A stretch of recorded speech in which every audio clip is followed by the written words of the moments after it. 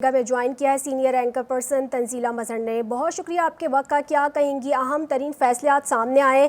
अगर इस वक्त इन तमाम तर बातों के तनाजुर में बात की जाए, पाकिस्तान पीपल्स पार्टी के पास इस वक्त मैंडेट नहीं है। अभी कुछ देर पहले प्रेस कॉन्फ्रेंस की गई बिलावल भुट्टो की जानिब से। आप क्या कहेंगी, क्या कॉमेंट करेंगी इस पर?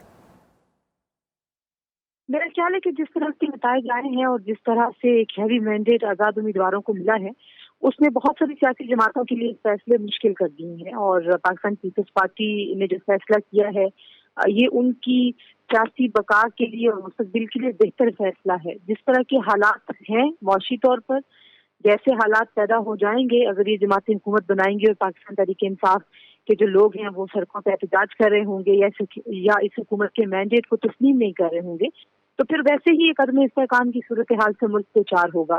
सो जो भी हुकूमत बनाएगा, जिसका भी वजीर आजम होगा, जिसकी भी काबीना होगी, वो बहुत ही मुश्किल हालात में रहेगी।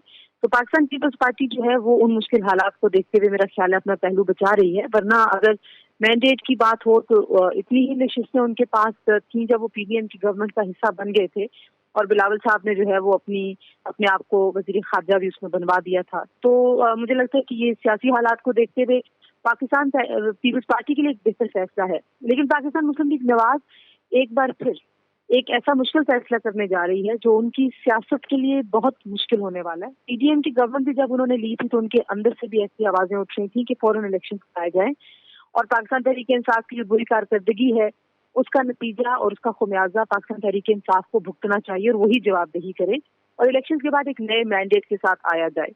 उस वक्त भी मियां शहबाज शरीफ साहब और जो दीगर हैं मियां नवाज शरीफ इस हक में थे कि फौरी तौर पर इलेक्शन हो जाए, लेकिन मियां शहबाज शरीफ और कुछ और उनके साथी ऐसे थे पाकिस्तान मुस्लिम लीग नवाज के अंदर जिन्होंने कहा नहीं, हमें हुकूमत लेनी चाहिए। और आप देखिए वो 16 महीने की जो कारकर्दगी थी, एक तो वो कारकर्दगी का जवाब मिला, दूसरा फिर 9 मई के बाद की जो सूरत हाल थी जाहिर है उसका भी बहुत ज्यादा एक रिएक्शन नजर आया है वोट की सूरत में। तो अब ये एक बहुत ही नाजुक और बहुत ही पेचीदा मामला है। इसमें नवाज शरीफ साहब भी अपने आप को नहीं समझ रहे कि वो वजीर आजम के कैंडिडेट हो सकते हैं।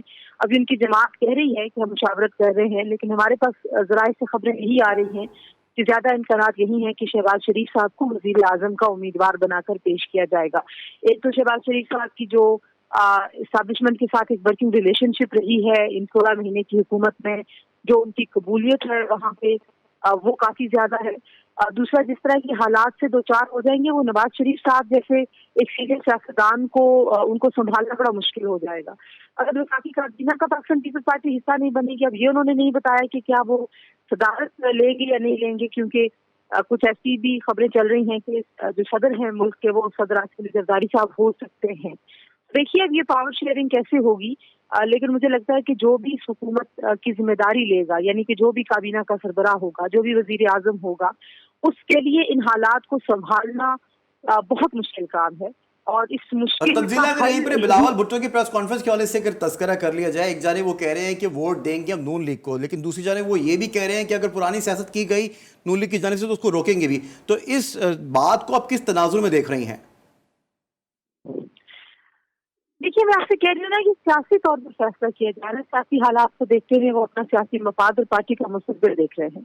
अगर वो इस वक्त जाहिर नून की हिमायत ना करें तो भी मुल्क में एक बुरहान पैदा हो जाता है, क्योंकि दो ही जमातों के पास नंबर है इस वक्त, एक मुस्लिम लीग नवाज के पास है, एक उनके पास है आजाद उम्मीदवारों के अलावा। तो अगर वो नहीं आते तो इसका मतलब क्या है कि वो आजाद उम्मीदवारों के साथ मिलकर पीपल्स पार्टी हुकूमत साजी करेगी। पीपल्स पार्टी का ऐसा कोई मूड नहीं है। और आप देखिए कि जो सियासी बसीरत है वो तकाजा भी इसी बात का करती है कि जो हालात अब पैदा हो गए हैं, जितना पोलराइज्ड किस्म का, जितना तकसीम शुदा मैंडेट आया है, और फिर जिस तरह से अभी से ही पूरा इंतखाबी अमल मुतनाज़ हो चुका है। पाकिस्तान तहरीक-ए-इंसाफ के लोग कह रहे हैं कि हमें 2/3 अक्सरियत मिली है, अभी वो अदालतों में चले गए हैं। हमें पता है उनका तर्ज सियासत, उन्होंने कल एहतजाजी तहरीक शुरू कर देनी है।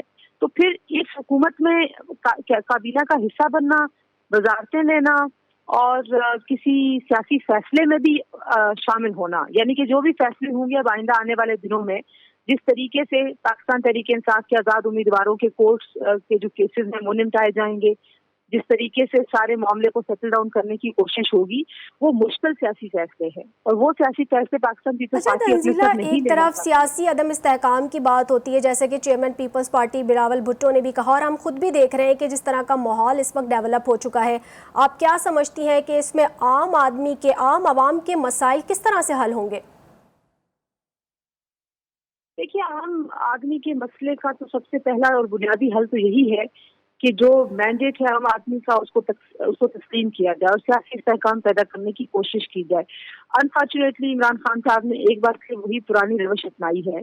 उन्होंने सारी जमातों के साथ बैठने से इनकार कर दिया है। मेरा ख्याल है कि उनको दिल बड़ा करना चाहिए और ये जो उनके आज़ाद उम्मीदवार जीते हैं, इस चीज को लेते हुए बिल्कुल ही अपनी जो पुरानी रवश है उसके ऊपर जाके नहीं खड़ा हो जाना चाहिए था। उनको ये कोशिश करनी चाहिए थी कि वो हुकूमत साजी के लिए एक सियासी अमल का हिस्सा बनते, लेकिन वो सियासी अमल का हिस्सा नहीं बने, जिससे बहुत वाज़ेह है कि उनके अलावा जो भी हुकूमत बनाएगा वो उस हुकूमत को मुस्तहकम नहीं होने देंगे, वो उस हुकूमत को अपने पांव पर खड़ा होने नहीं देंगे। तो आपको ये सामने नजर आ रहा है कि जब इस तरह का सियासी अदम इस्तेहकाम होगा तो उस सियासी अदम इस्तेहकाम में फिर मौशियत में इस्तेहकाम भी होगा और मौशियत में इस्तेहकाम के साथ साथ जो आम आदमी का मसला है, महंगाई का, बिजली की प्राइसेस का। तंजीला मदर साहबा, आपने यकीनी तौर पे मरियम औरंगजेब साहिबा की जो है गुफ्तगू मुलाहिजा की होगी, क्या कहेंगी आप?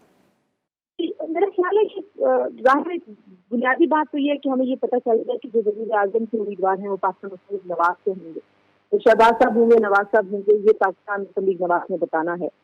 लेकिन जो बिलावल साहब का जाहिर है, उनको एक कैंडिडेट के तौर पर कहा था ने कि वो हमारे वज़ीर आज़म के उम्मीदवार होंगे। तो पाकिस्तान पीपल्स पार्टी अपने उस मौके से पीछे हट गई है और क्योंकि बिलावल साहब ने ये कहा था कि वो उनकी काबीना में खुद वज़ीर नहीं बनेंगे, तो अगर वो काबीना का हिस्सा नहीं बनेंगे, अब ये नहीं पता कि उन्होंने पाकिस्तान पीपल्स पार्टी का कहा है, जिसके साथ वो ये कह रहे हैं कि हम बाकी लोगों पे अपने लोगों को खड़ा करेंगे। तो अगर उनकी जमात नहीं विकासी काबीना का हिस्सा बनती तो जाहिर बात है जो मुश्किल फैसले, मुश्किल हालात को सीधा करना, वो सारी जिम्मेदारी पाकिस्तान मुस्लिम लीग नवाज से होगी।